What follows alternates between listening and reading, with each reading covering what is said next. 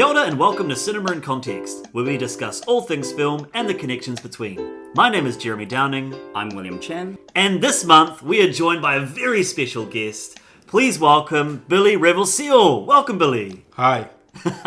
It's great to have Billy here with us. Billy's an actor. He's a storyteller. He is somebody who I've had many chats about films with. And it's really great to have you with us, Billy. Thank you for having me. Billy's stepping in this month for Sarah. Sarah's not able to be with us this month. She's organising some things and living her life. So it's really great to have Billy here filling Sarah's shoes. And this month, we're going to be talking about two films. We're going to be talking about The Five Bloods, which came out on Netflix this year, and Three Kings, which came out in 1999 in a cinema near you, which is a concept that we're not experiencing very much at the moment. So yeah, let's hear about The Five Bloods. William. All right. Well, actually, Jeremy, I mean, this week I watched a new Netflix film. Pretty recent. Stars very many very prominent black actors in Hollywood right now.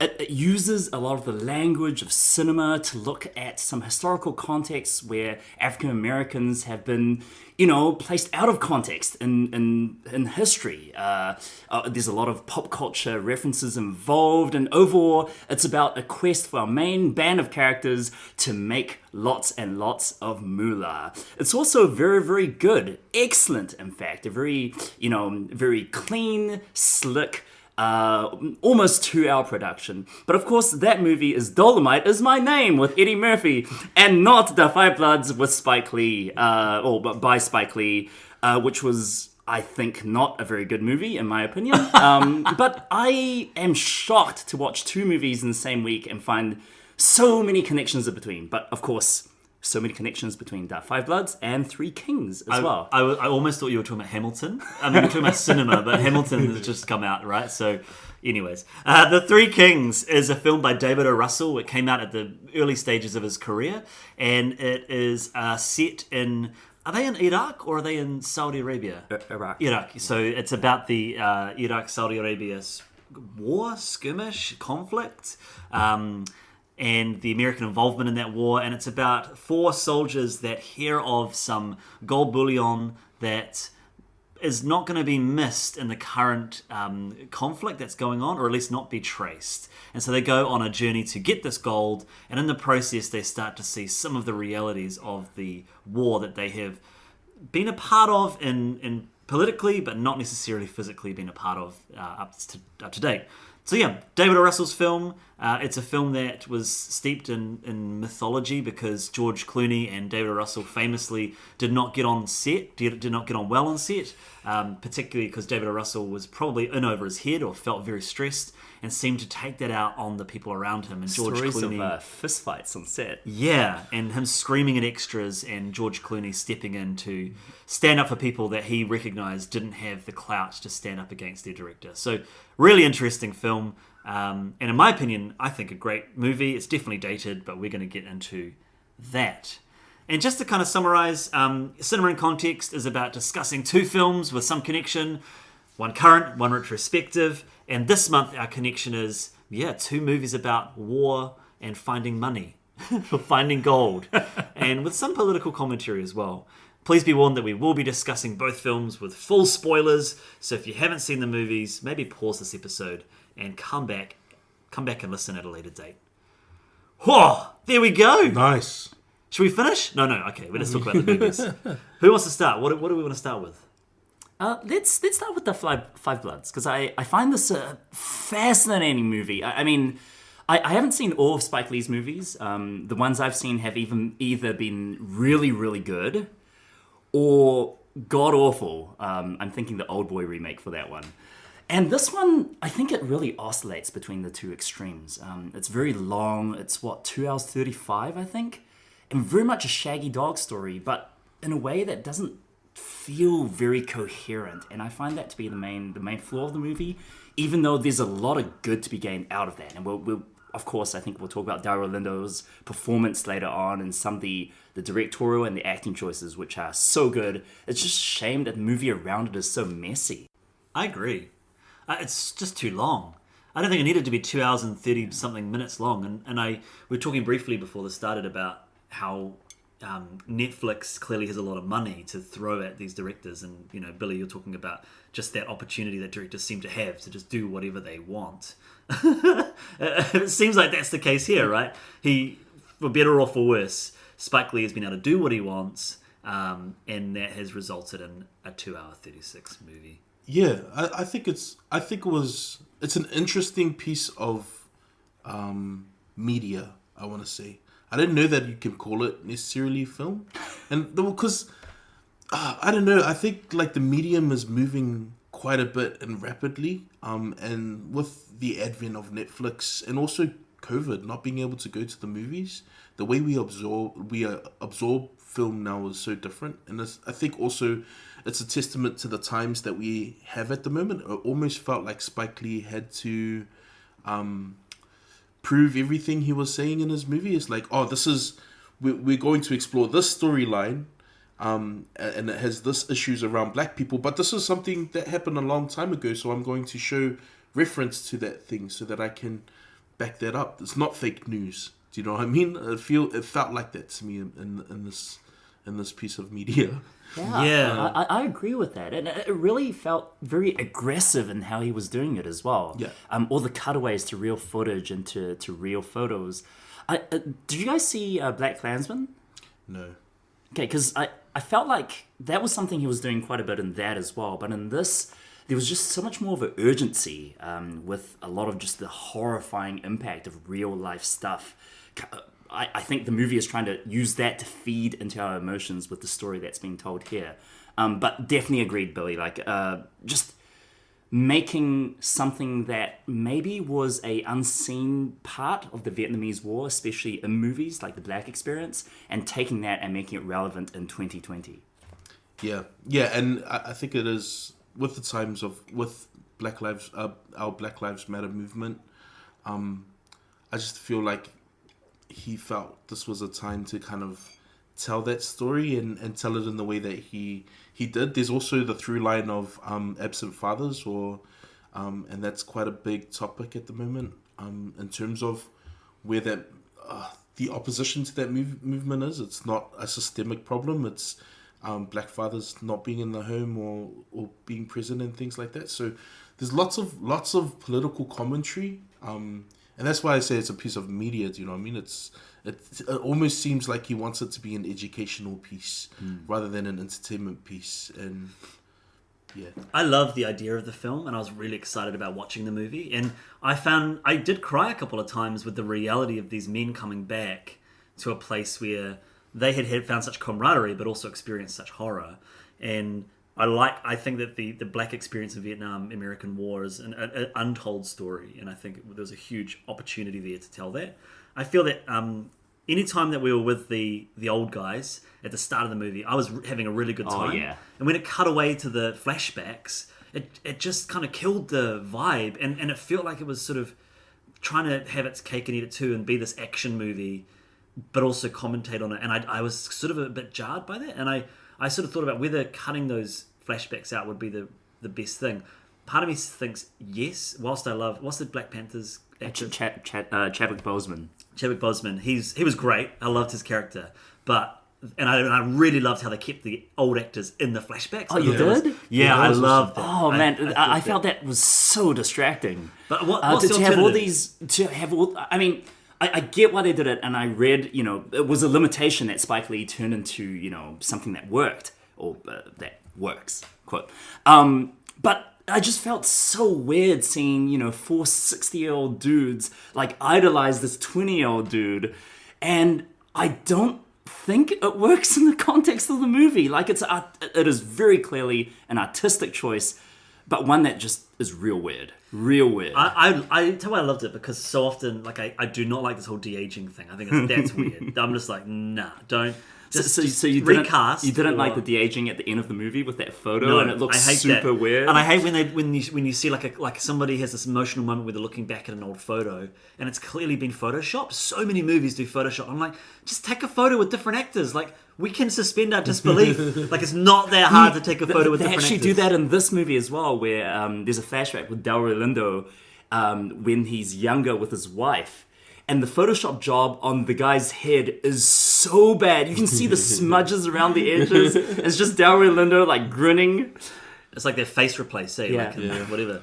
No, yeah, I agreed. I really enjoyed that part when they didn't de-age. And I thought, like, also he took lots of references from the time, or what I would think the time would be, in terms of the aspect ratio changes. So it goes back to, like, more of a square box. Everything in the background is kind of blurred, so it's not high definition. And it also has that what I know to be Vietnam feel to the scenes. And then, like, for me, it was, how do I remember myself 20 years ago? I don't remember myself being a 10-year-old. I remember myself in those memories as being my age and things like that. So that's sort of the connection I made there with the choice. Yeah, it's nice. like, that's how you remember yourself or your friends. You know, it's hard to remember what a young William looked like, but I can remember us doing things how you look now. I guess. I agree. I know, and I did like that, and I like the aspect ratio, but I just the actual content wasn't working, and it was killing this beautiful, like the build up of the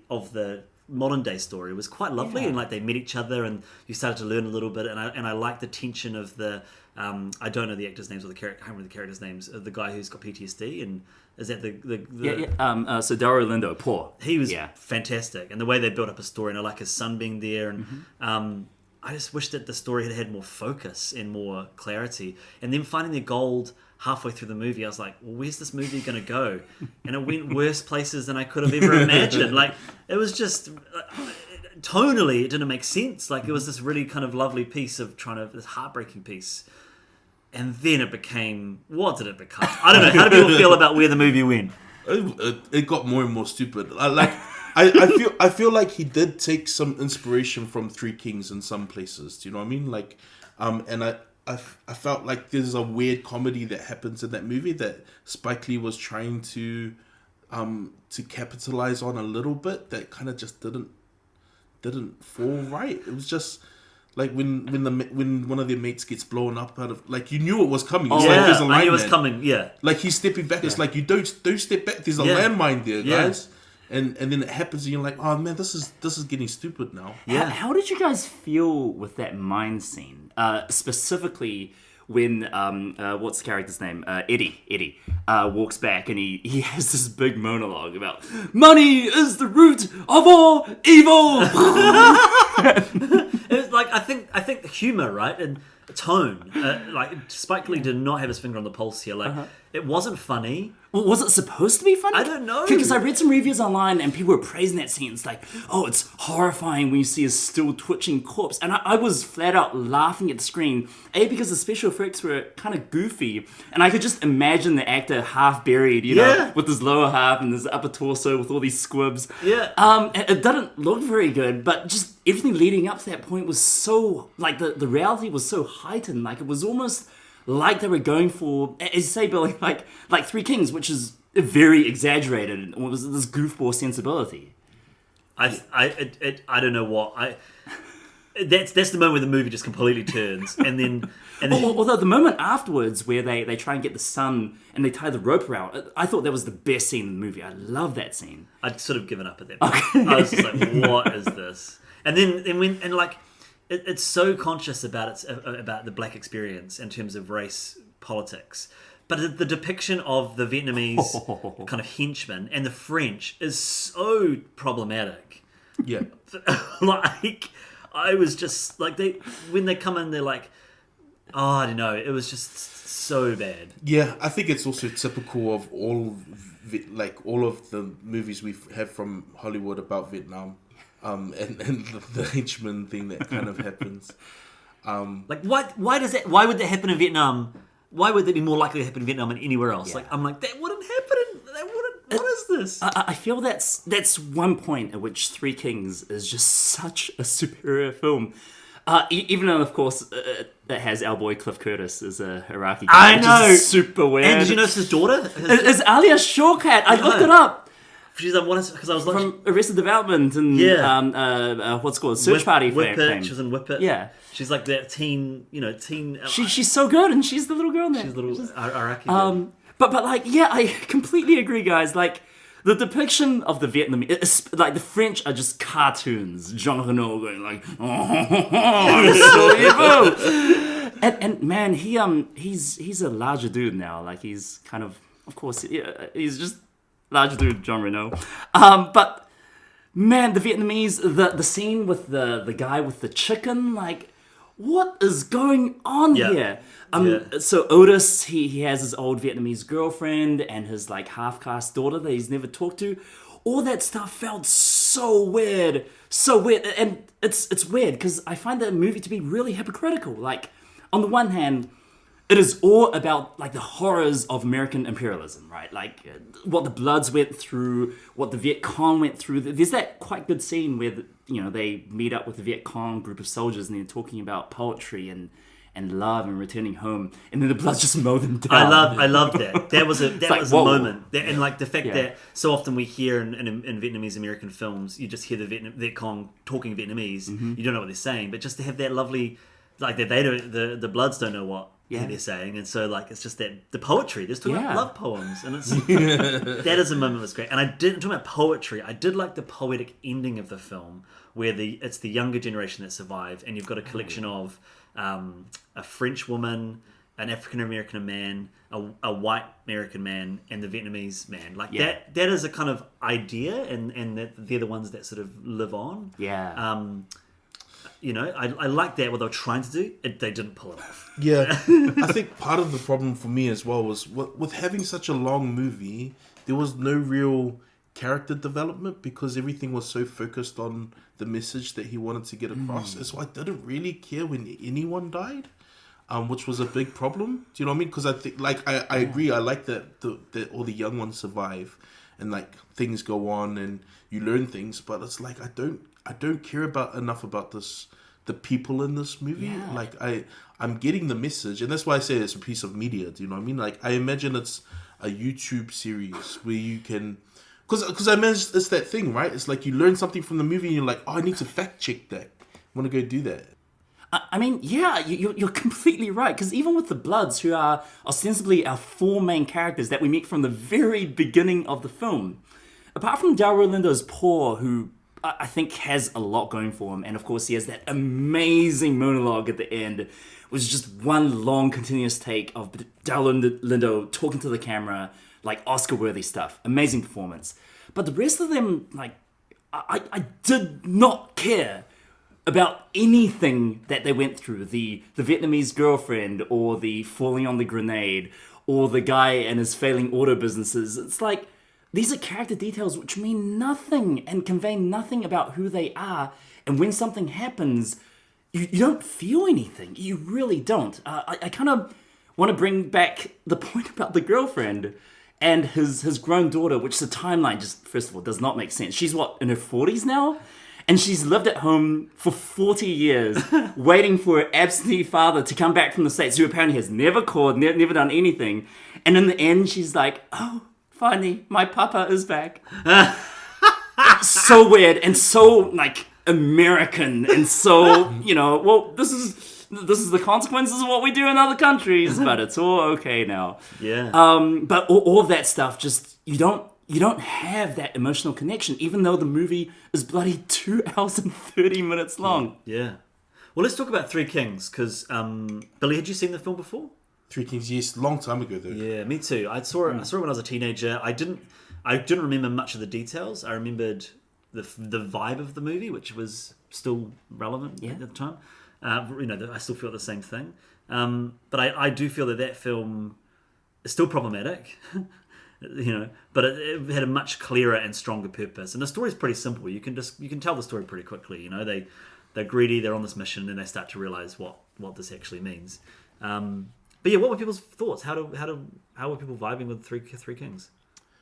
I found it harder to watch than the Five Bloods, or the Four Bloods. What's it called? Five Bloods. Oh, it was. I found it to be dated. Still relevant in some ways, but like it's and I know that's what the director was kind of going for, is kind of like this disgusting war culture, or you know what I mean. But it also just how, for me, lots of the things that I don't like about American culture. and then it was unbearable at some points. Just For me, this is one of the movies that I've never seen. Oh, you never seen it before? It's one of my blind. Like, I haven't seen this. My list of shame. Like, I've never seen Goodfellas, you guys. I've never seen Goodfellas. As well as Godfather Part 2. No! I know! Wait. No. Why did I say this on the air? I've seen Godfather Parts 1 and Part 3. But not Part 2, which is apparently one of the greatest movies of all time. Oh, it's amazing. Just never got around to it. Part 1 is like the classic storytelling, and Part 2 is like, let's just change the game. Yeah. Oh, but anyway, Three Kings. I loved this movie. Maybe it was because I had just watched The Five Bloods previous and I kind of hated it. But kind of that feeling you say, Billy, it was so uncomfortable. I watched it last night and I couldn't get to sleep because it was so gross and so grungy and so just that toxic Americana kind of placed in the early 90s, and to see all of those excesses but from a modern day perspective, I thought really worked for me. It was disturbing, it was funny, it was weird, it was intense. I really, really enjoyed it, warts and all. I probably sit somewhere probably in between the two of you. Like I had a good time. Problematic, whilst I agree it has that commentary, William, it's not all. It's still icky. Like there's a lot of assumptions there that it's pretty gross. But it held up in terms of just, I like a story that is simple. Like the story is simple. It has the good character development. It gets to a place that says something, but it's got layers there that you can kind of unpack. And I think I thought there was some cool stuff. I think some of the scenes with, like the torture scenes with Marky Mark kind of were a bit random, and I was just really distracted because, first of all, Marky Mark, I've never seen him so small. He's not bulked up. Like he's quite svelte in this movie, and also with his haircut and everything, he just reminded me of a friend. Like he looks just like him, just like my friend Joe. He's so like Mark Wahlberg has made a career of being a bit whiny and getting away with it. Yeah. Like, how does he get away with being so whiny? It's like Marky Mark's kind of default, eh? I think that's why I enjoyed that scene. It was good to see him in a bit of pain. Yeah. Or like pain that was warranted. But also I think it was like a big part of digging into what the director I think was trying to get across in his film, in that scene particularly, when he's trying to identify with his captor, being like, I'm a father too, and he's like, I'm not a father anymore. I told you that story about my kids, my son getting killed. I'm not, you know what I mean? Like, because of you guys, I'm not a father, and like realizing how selfish the Americans in this movie are. Like, they want to, you know what I mean? It's, I've got a baby back home, let me go. It's like, man, you just killed my kids. And like, yeah, I think for me that was, again, why the movie is so gross. But also just in terms of when the movie was made, like this is just pre 9/11. This is, 8 years after it's set in 1991, where they had just come out of Kuwait, I think it was. So it's an interesting period piece about a very weird time, and it's really interesting how close that is to that next bigger event, which I think has redefined the world for us and how we look at places like Iraq. Particularly in American media. Because the same week I watched The Matrix with my nephew. He'd never seen it before. He's 13. So perfectly aged to watch The Matrix. And Matrix holds up, and like it's such a good film. Like, it's such a good film. But the things that were interesting, so 1999, same year as The Three Kings, the things like the imagery of the helicopter going into a building, like you just wouldn't do that now. Or like even the scene where the big famous scene where they go in with the trench coats and shoot everybody up. I felt really uncomfortable watching that scene. And even 1999, which has been Columbine, I don't know what month it happened, but it must have happened after Matrix, because otherwise Matrix wouldn't have been the success it was. Matrix was April, I think, early on in the year. Right, and then was Columbine September. Yeah. So that time. It's just interesting the imagery that is shown in these movies and the confidence with which they're telling these stories. In Three Kings, like at the end, they save the Iraqi rebels and they get them across the border and they go home and they live these great lives. Like, ooh, even like, Well, then, because there's also, I don't know if you caught it on the TV. There's one scene where on the TV they're playing scenes from back in America where it was that Roy, I can't remember his name, but it's when the black riots were happening. The LA riots. Yeah, and he was beaten up by the cops and things like that, and that was shown in that part. So I think the director definitely had some things that commentary he wanted to. So David O. Russell talks about this period of his filmmaking career as kind of, I think his words are, my head's so far up my own ass that I don't know what I'm doing or something like that. Or he's trying to be preachy and trying to make statements. And because he made, have you guys seen I Heart Huckabees? Mm-hmm. Which is his film he made next. And then he had a big break until he then made like The Fighter and American Hustle and Silver Linings Playbook and Joy. And he's been producing lots, but he hasn't directed much since. But he said, like, later on, he's like, I just play. Like, I have an idea, I've got my actors, I've got a script, but we just kind of play and we figure stuff out. And it's clear to see in his later films that his talent of being able to weave those things together, I think it's much stronger. But Three Kings is, like, apart from being problematic, it's still a really strong piece. Yeah.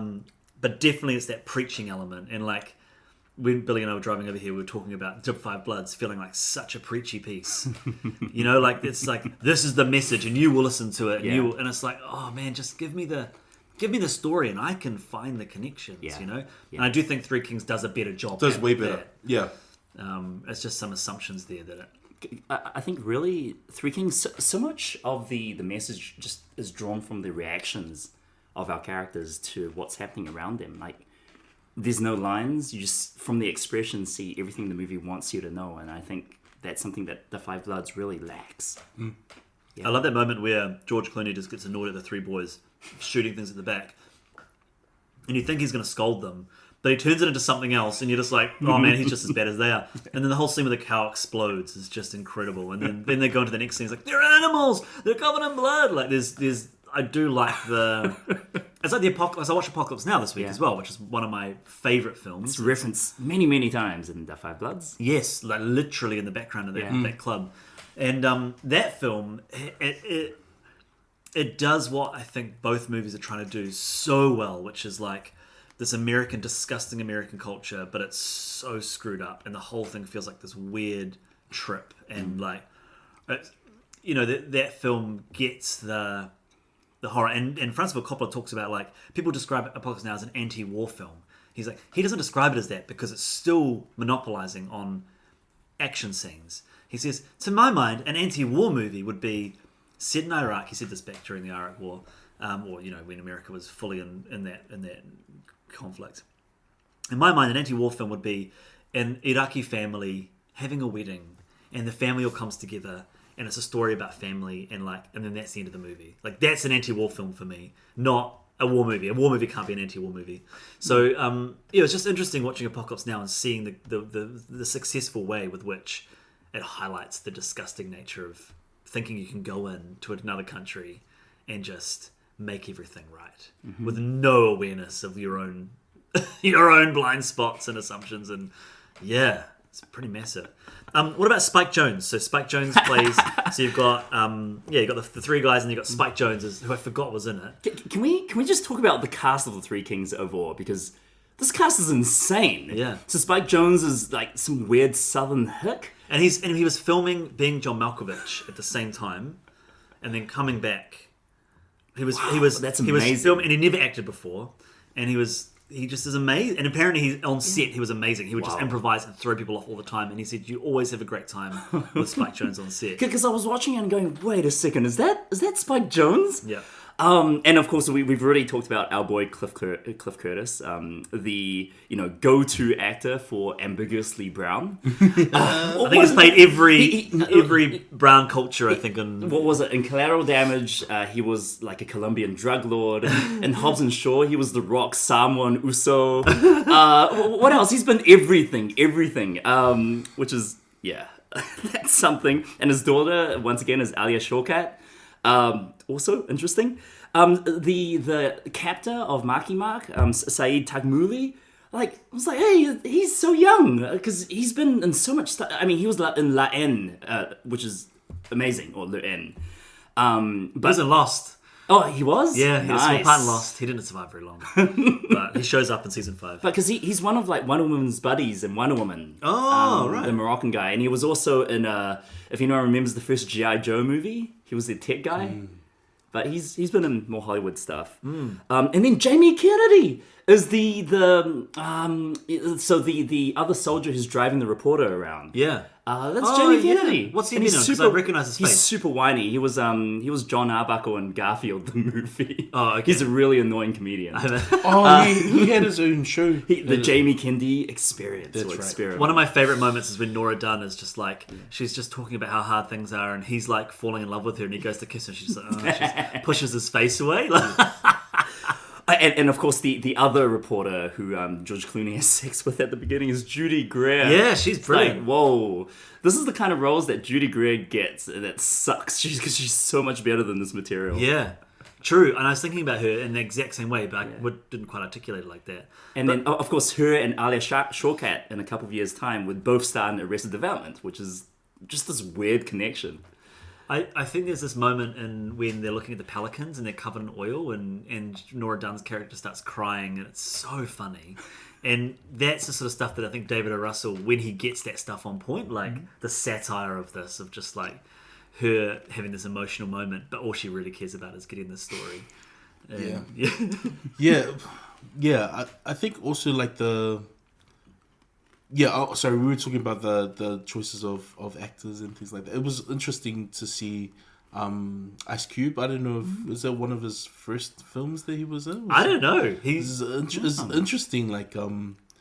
Also just his pushback on... You know, he seems to be the voice of reason. And speaking for minority in that space. And I like that. But it was an interesting choice of...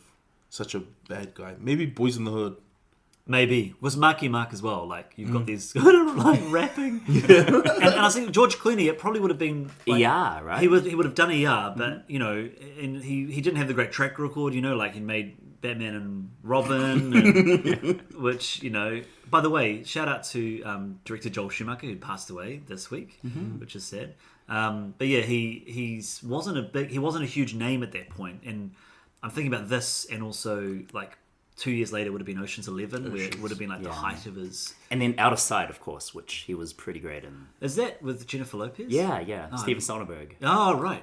Well, Steven Soderbergh is another connection here, right? Because even visually, like if you look at Three Kings, the overexposedness, where they physically did it with film, whereas when you get to Ocean's 11, I think they did it all with digital grading. But it's that kind of weird 90s, all the colours are kind of all heightened and...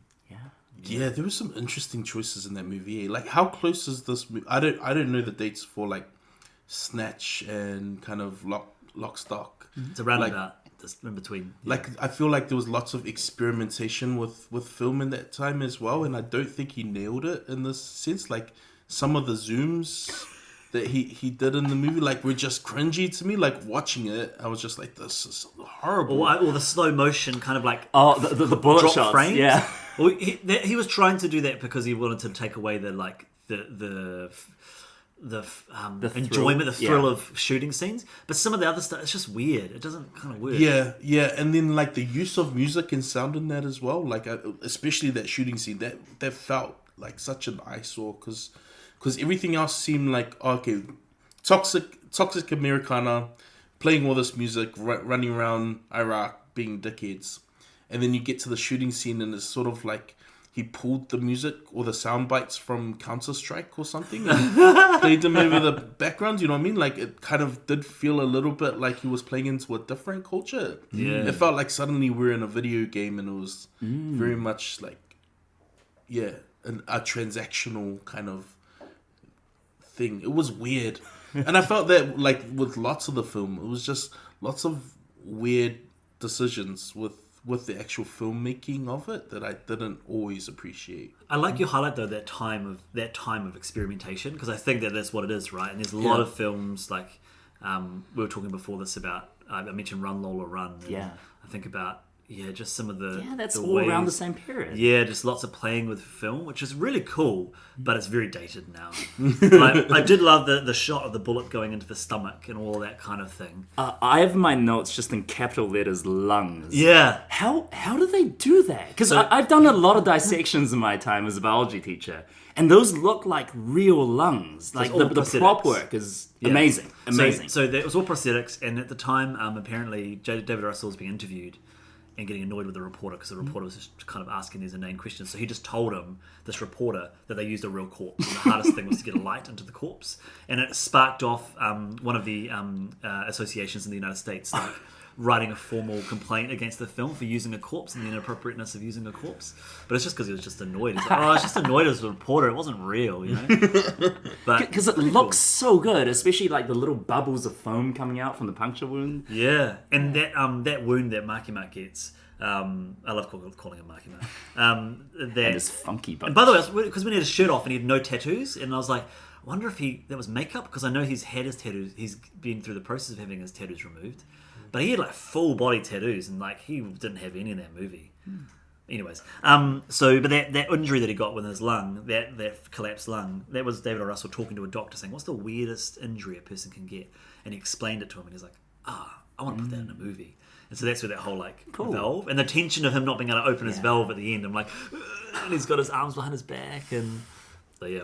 Anyways, talking about sound and music, one of the things that stood out to me was the music in Five Bloods, and not for a good reason. It was so out of place. Not the soundtrack stuff. I thought that was really cool, but the score and the flashback stuff. It was almost like they'd taken stock score and just dumped it on it, because it emotionally didn't make sense. It was just like the sweeping soundtrack over. It's like something out of Saving Private Ryan. It was weird. I don't know. Did it stand out for you guys at all?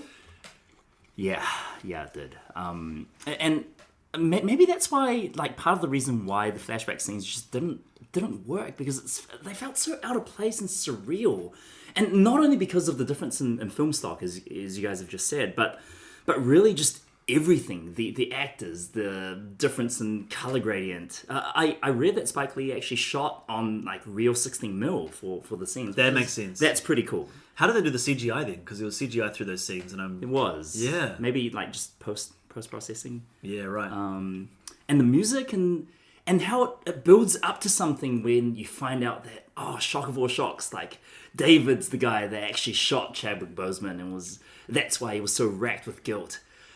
And you're supposed to feel this emotional catharsis, and then the film immediately takes that away from you, like having the hardest cut in the entire film, where he's surrounded by these Vietnamese gangsters. That's right. He's digging his own grave. Yeah. He's like, by the way, before that, he has a fight with the snake, which is hilarious. And so he's going crazy because of the snake bite. He starts running at the sky. And then they fill him with squibs, like 100 bullets. And this is the point where the movie just becomes a cartoon. Like, Yeah. what the heck is happening? And then it's for a movie that throughout is criticizing Rambo and is saying, like, we've glorified this Vietnamese experience, all this stuff. And then to end with them just murdering these Vietnamese gangsters in a really cool way, like with dodging behind pillars and with vantage points. It was so clearly though post-production squibs. Did you notice that? Like it was all like explosions of blood. But I was like, this is just After Effects. Yeah, like. But I think as well, like the story of his PTSD, as these guys all went through the same experience, and one of them had this outcome.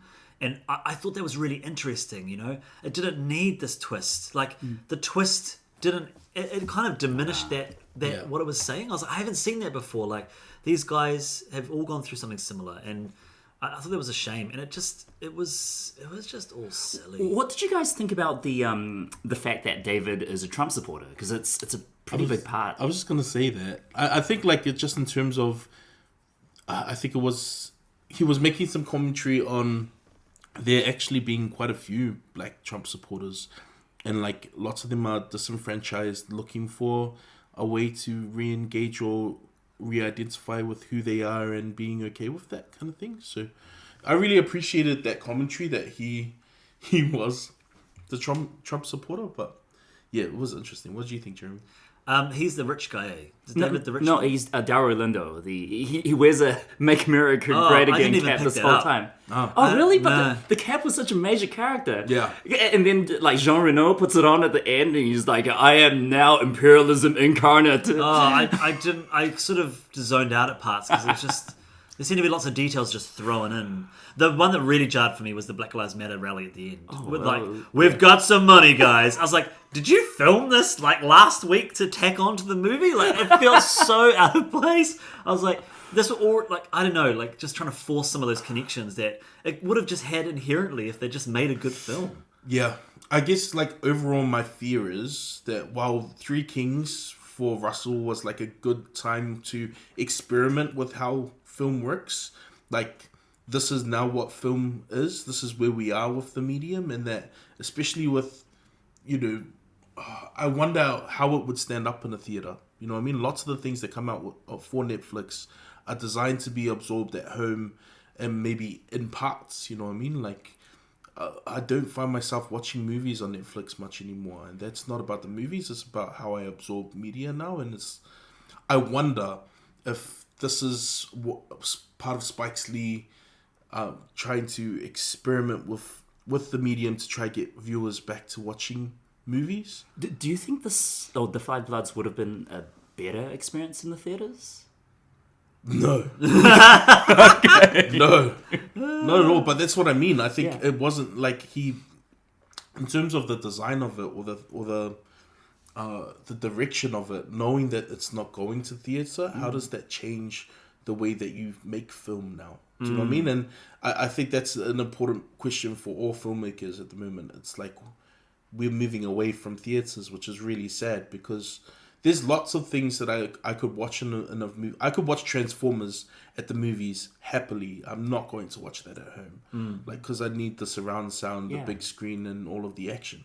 You know what I mean? Like, I wonder how that's affecting the way movies are being made, and if we are going to see more of movies like The Five Bloods, because that's a scary thought to me. I guess though the counter to that would be that we've lost a lot of those middle ground movies. Like we've lost a lot of movies that I guess The Five Bloods could, if it was a good movie, like it's a middle budget movie. It's not a big action movie. It's not an independent movie.